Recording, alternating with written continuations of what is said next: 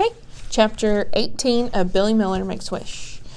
Because they'd gotten up so early, Sal was tired and went back to bed after breakfast. Mama was tired too. She fell asleep on the couch and Billy was left alone to wait for Papa. Billy was making a welcome home sign. He'd found a large piece of poster board in his closet. His original intent was to take his new marker and write "Welcome Home, Papa" as big as possible with each letter a little different color. After he'd finished the word welcome, he changed his mind. He lost his enthusiasm because the sign wasn't looking as professional as he'd hoped. His letters slanted down and got smaller. Also, he was worried that he'd use up his markers. Sal had already used them up enough with her tattoos, and Billy reasoned that if he had just drew a quick, simple outline of the house instead of the words "home" and "Papa," it would be less wear and tear on the markers, and the sign could be reused for other people. So underneath the word "welcome," Billy drew a house in a blue marker because their house was painted blue. He considered adding flames shooting out of the chimney and a bat, but decided against it. When he was done, he leaned the sign against the wall and then stood back to get a good look at it. It wasn't nearly as nice as he'd wanted it to be, but he thought Papa would appreciate it anyway. After that, Billy tried to read, but he couldn't concentrate. He had the same problem when he tried to clean his room as a surprise for Mama. He did manage to fish out his old his bat t-shirt, from under his bed. It looked like a dusty nest. He wasn't quite ready to wear it again yet, but he rolled it up and stuffed it into his drawer, and he wouldn't forget about it. He wandered around the yard with his soccer ball, and it wasn't fun without Papa. Back inside, Sal and Mama had gotten up and were tidying the kitchen. Billy left them alone and stared out the front window. He noticed that Sal had lined up the Droop sisters on the windowsill as if they, too, were waiting and watching for Papa.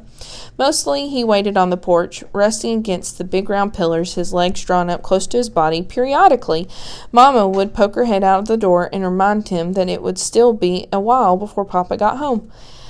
After lunch, Mama took Billy and Sal to the library. Billy idled through the rows of books, killing time. Then he sat on a bench by the book return. He closed his eyes and listened to when people pushed books through the slot. He heard the book slide for a second and then drop in a nice solid thump. He liked it when people had a lot of books. Sometimes there was a louder crash. He imagined that a pile of books had formed, then tumbled. In the nonfiction section, he found a book about fruit bats. He sat on the floor and looked at the photographs until Mama said it was time to leave. Both Mama and Sal checked out about 100 books. Billy didn't check out any. I'm just not in the mood today, Billy explained. I understand, said Mama. But books or no books, the good thing about the trip to the library was that it had taken up a lot of time, so there was less time to spend waiting for Papa. As they drove home through the neighborhood, Billy wasn't really thinking about anything. The car glided through the curvy streets near his house, in and out of large patches of shade from the thick trees. Billy felt like a twig in the river being pulled along. When they braked for a stop sign, a big bird on a fire hydrant caught Billy's eye in the sun. The bird's feathers looked glossy with swirls of color, like oil in a puddle. The bird took off, and Billy wished he were a bird. He'd fly so high, he'd have a view that stretched for miles and miles, and he would know exactly how far from home Papa was. As it turned out, Papa was closer than Billy would have guessed. Papa was home, waiting on the front porch. He was rested against the big round pillar, his legs drawn up close to his body. He was sitting in the exact spot Billy had been sitting, in the exact same position. Mama saw him first. "Look who's home," she said. "I was waiting right there for Papa," said Billy, "and now he's waiting for me."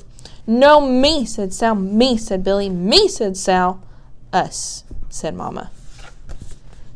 Billy Miller, that was chapter 18.